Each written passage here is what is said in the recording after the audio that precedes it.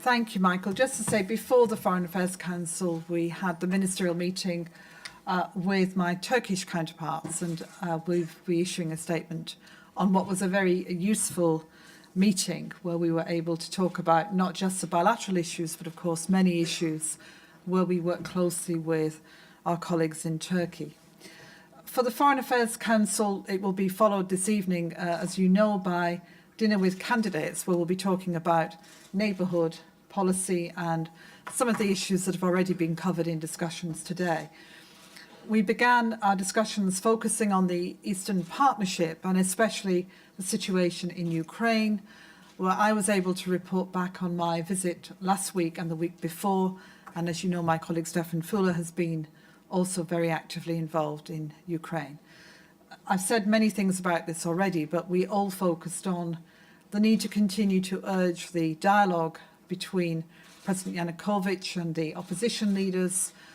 We're working closely with civil society leaders who I've spent some time with, talking about their issues and concerns, the importance of stopping any form of violence, bringing to justice those who have perpetrated that violence, and moving forward to the work of the Parliament on constitutional reform, which is a key part of trying to solve this crisis, and onwards to free and fair elections. Linked to that, the importance of supporting the economic challenges of the country requires reform. We've always said that, requires them to do a great deal, but to make sure that they understand that we are supportive of trying to ensure that the people of Ukraine go forward. And the Council took on board all of those, and you will see the conclusions that have been agreed between us, and colleagues are engaged very much in looking to help address these problems.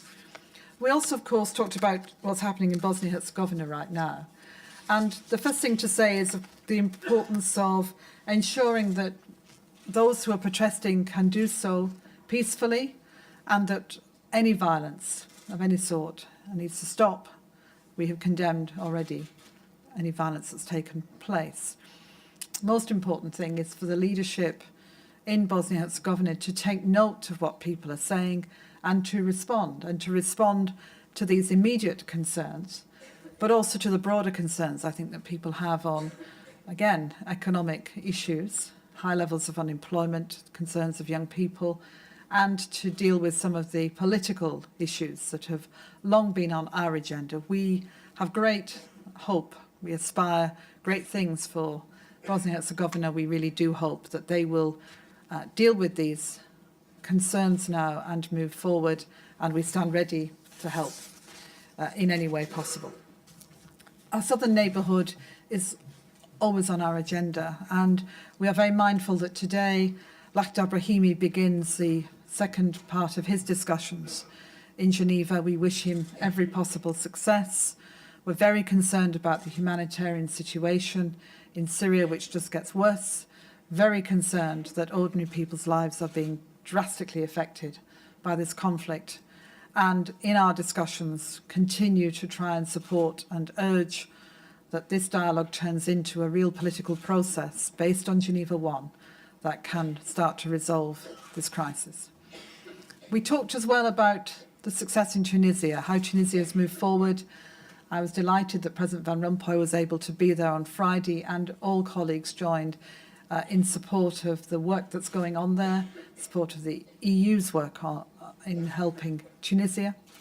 And we also pointed to the importance of the conclusion of the dialogue in Yemen, and the importance too of helping to support that country as it moves forward. Concern about the situation in Iraq is never far from our minds, and a number of colleagues commented on the difficulties and challenges, especially in the security situation.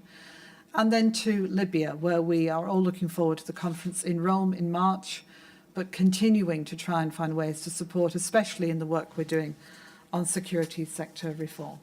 We had an update too on the Central African Republic work that we're doing from the mission on the ground. So that's roughly what all of the issues that we covered, I think.